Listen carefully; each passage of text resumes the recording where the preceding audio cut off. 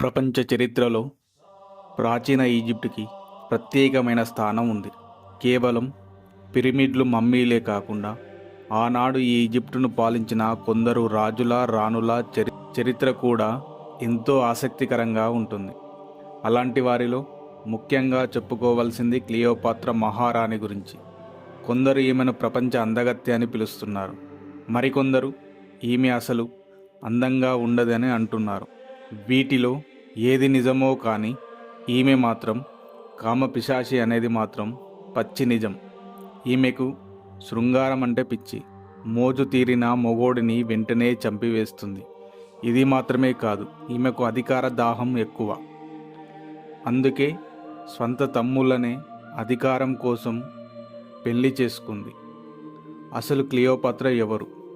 ఎలా తన జీవితం మొదలైంది? ఎందుకని చరిత్రలో ఈమె చెడ్డ మహారాణిగా మిగిలిపోయింది? తన కోరికలను ఎలా తీర్చుకున్నది? చివరికి ఎలా చనిపోయింది? ఇలాంటి ఎన్నో విషయాలను మీకు ఈ వీడియోలో తెలియజేస్తాను. వీడియో లాస్ట్ వరకు చూడండి. వీడియోని స్టార్ట్ చేసే ముందు మీ వంతుగా ఒక లైక్ చేయండి చాలు. ఈజిప్టు దేశ చరిత్రలో అత్యంత అందమైన మహిళ ఎవరు అంటే చరిత్ర ఆధారంగా క్లియోపాత్ర అని చెబుతారు. ఈమె ఈజిప్టు చరిత్రలో దాగి ఉన్న గొప్ప అందగత్తె. ఆమె ముక్కు మాత్రం ఎక్కువగా పొడవుగా ఉంటుంది. ఒకవేళ అది కూడా సరిగ్గా ఉంటే ఆమె అందం వర్ణించటానికి వీలు కాదు అని చరిత్రకారులు చెబుతూ ఉంటారు. అందువల్లే ఆమెను ఎంతోమంది రాజులు కోరుకున్నారట. ఇక క్రీస్తు పూర్వం 48వ సంవత్సరంలో ఈజిప్టును పరిపాలించిన మహారాణిగా క్లియోపాత్రకు పేరుంది. రాజకీయ వ్యూహాలను రచించడంలో ఆమె సిద్ధహస్తురాలు. కొన్నిసార్లు ఆమె ఎత్తులకు చక్రవర్తులే చిక్కిపోయారు. ఇక వీరి జననం విషయానికి వస్తే క్రీస్తు పూర్వం 69వ సంవత్సరంలో ఈజిప్టులోని అలెగ్జాండ్రియా రాయిలోని టాలమీ అనే రాజుల వంశంలో క్లియోపాత్ర పుట్టింది. ఈమె కుటుంబం సుమారుగా 400 సంవత్సరాలు పాలించినట్లు చరిత్ర చెబుతుంది. ఇక క్లియోపాత్ర వల్ల రాజ్యమైన ఈజిప్టుని ఆనుకొని ప్రక్కనే అతిపెద్ద సామ్రాజ్యమైన రోమన్ సామ్రాజ్యం ఉండేది. అయితే ఈ రోమన్ సామ్రాజ్యాన్ని పరిపాలించిన రాజులు గత ఎన్నో ఏళ్ల నుంచి ఈజిప్టుని ఆక్రమించుకోవడానికి ఎప్పుడు కూడా ప్రయత్నం చేస్తూ ఉండేవారు. అలా ఒకరు కాకపోతే ఇంకొకరు ఎప్పుడు కూడా రోమన్ చక్రవర్తులు ఈజిప్టుని ఆక్రమించుకోవడానికి చూసేవారు. కారణం, పక్క రాజ్యాన్ని కూడా ఆక్రమించుకొని కలుపుకుంటే వీళ్ళ సామ్రాజ్యం మరింతగా పెద్దదవుతుందని ఆశ. అయితే ఈ క్రమంలో ఒకసారి రోమన్లు తెలివిగా క్లియోపాత్ర వల్ల తండ్రి టాలమీని బంధించేసి ఎట్టకేలకు ఈజిప్టుని ఆక్రమించారు. దాంతో అలా ఈజిప్ట్ అనేది రోమన్ల చేతిలోకి వెళ్ళిపోయింది. ఇక్కడే ఒక విషయం, టాలమీ రాజుకు మొత్తం 5గురు సంతానం. వారే 3 కూతుర్లు, 2 కొడుకులు. వీరిలో అందరికంటే ముందు పెద్ద కూతురు బెరినైస్. ఇక ఎప్పుడైతే రోమన్లు టాలమీ రాజును బంధింపచేసి ఈజిప్టుని ఆక్రమించేశారో ఈ సమయంలో పెద్ద కూతురు బెరినైస్ రోమన్లతో చేయి కలిపి వాళ్ళ సహకారంతో వారి క్రింద పనిచేసే సామంతరాణిగా అయ్యింది. నిజానికి బెరినైస్కి ఎప్పటి నుంచో అధికార దాహం ఉండడంతో తన తండ్రిని బంధించడంతో ఇదే అనువుగా భావించి శత్రువుల చెంత చేరి వారి ద్వారా ఈజిప్టుకి రాణిగా మారింది. అయితే ఇలా తన తండ్రికి మోసం చేసినందుకు గాను తన చెల్లెళ్ళు, ముఖ్యంగా క్లియోపాత్ర, అలాగే తన సోదరులు పగ తీర్చుకుంటారనే భయంతో ముందస్తు జాగ్రత్తగా తాను రాణి అవ్వగానే కారాగారాల్లో బంధింపజేసింది. అయితే ఇలా కొంతకాలం గడిచాక చివరికి బందీగా ఉన్న టాలమీ రాజే స్వయంగా రోమన్ చక్రవర్తికి లొంగిపోయి వారి క్రింద బానిస రాజులుగానే పనిచేస్తానని ఒప్పుకోవడంతో తిరిగి రోమన్ చక్రవర్తి భిక్షతో ఈజిప్టుకి మరలా టాలమీ రాజు అయ్యాడు. దానితో టాలమీ రాజు అవ్వగానే స్వంత తండ్రికి రాజద్రోహానికి పాల్పడిన పెద్ద కూతురు బెరినైస్ యొక్క తలని నరికించేశాడు. అలాగే తన మిగిలిన పిల్లల్ని విడిపించాడు. ఇలా తన చిన్నతనంలోనే తండ్రి, అక్కల మధ్య జరిగిన రాజకీయ కోణాన్ని చూసిన క్లియోపాత్ర ఆ సమయంలో భయపడలేదు. పైగా తాను కూడా రాణి అవ్వాలని కలలు కనడం ప్రారంభించింది. అయితే ఇప్పుడు మనసులో విషయం బయట పెడితే తనకు, అక్కకు పట్టిన గతే తనకు పడుతుందని తెలిసి క్లియోపాత్ర అత్యంత రహస్యంగా ఉంచింది. ఇక ఈ క్లియోపాత్ర తన యవ్వనం వయసులో ఉన్నప్పుడు రోమన్ సైన్యం ఒకసారి ఈజిప్టులో కవాత్ చేసే సమయంలో రోమన్ యోధుడు అందగాడు అయిన మార్క్ అంటోనీని చూసి అతనిపై మనసు పడింది.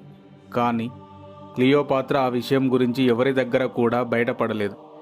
ఇక ఇలా కొన్ని ఏళ్ళు గడిచాక తన 19 ఏళ్ల వయసులో అనగా క్రీస్తు పూర్వం 51లో క్లియోపాత్ర తన తండ్రి 12వ టాలనీ మరణించాడు. దానితో తాను రాణి కావడానికి క్లియోపాత్రకి మార్గం సులువైంది.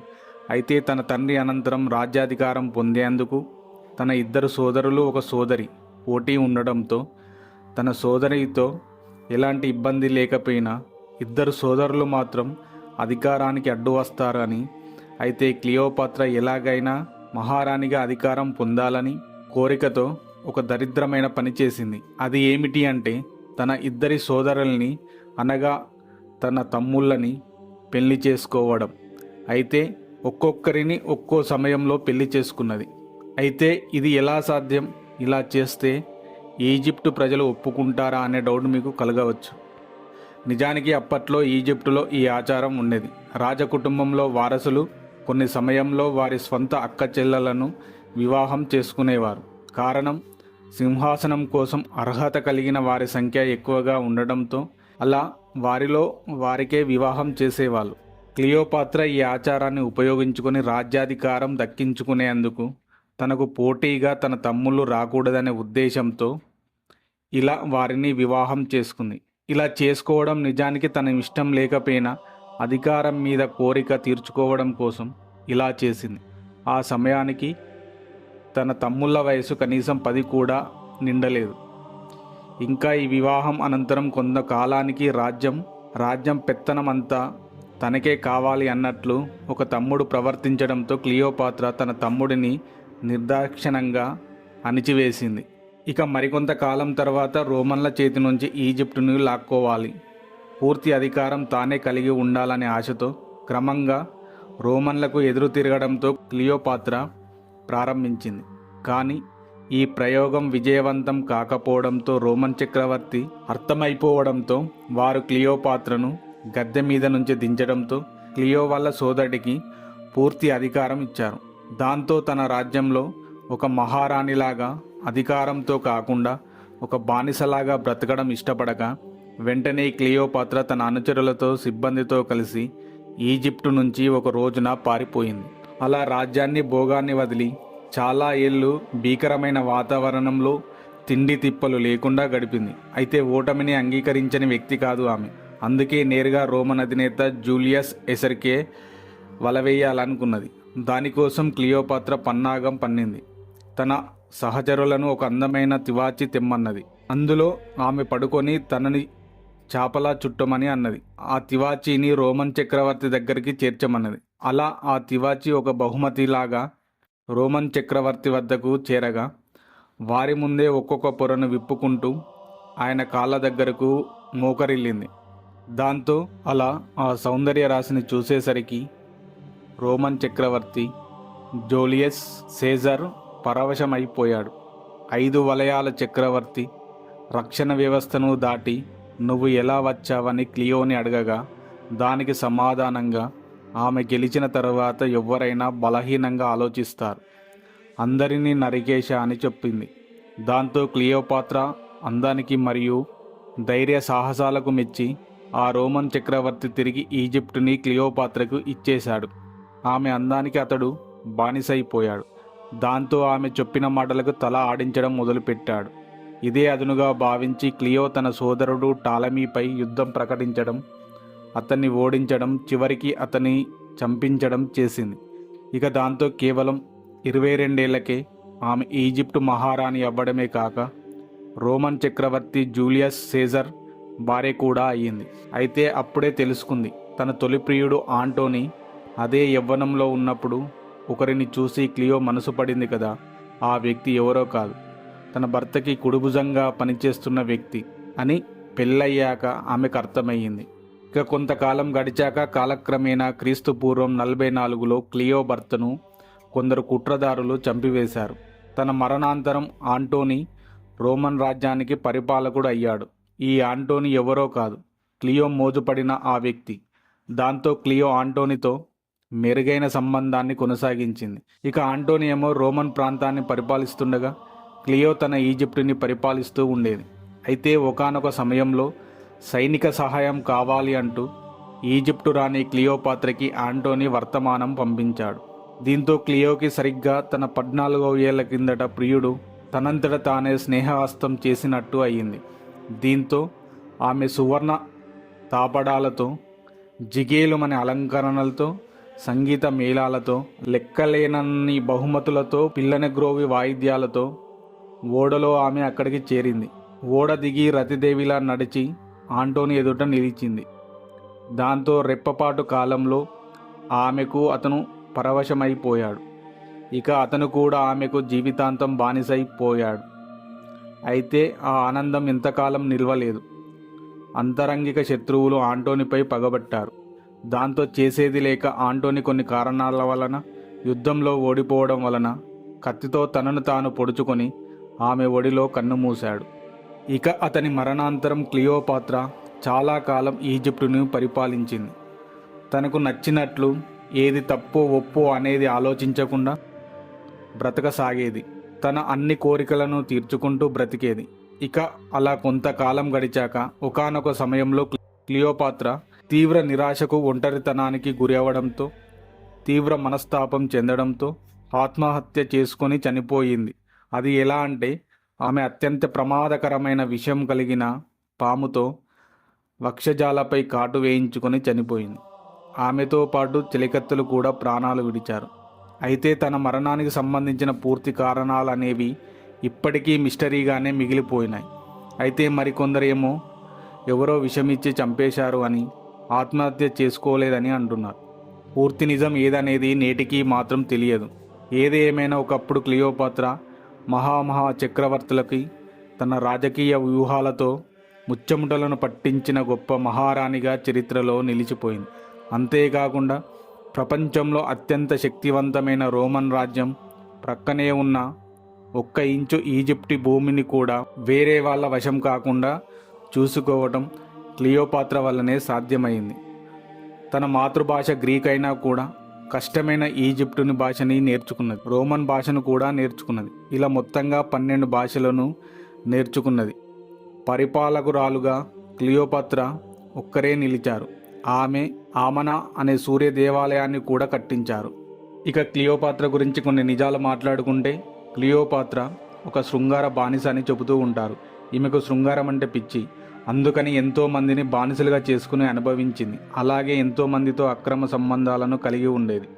తన అంతఃపురంలో నిత్యం ఒక కుర్రవాడితో శృంగారంలో పాల్గొనేది అని చెబుతూ ఉంటారు. అయితే అదే మరుసటి రోజు ఆ పురుషుడిని ఉరి తీయించేదట.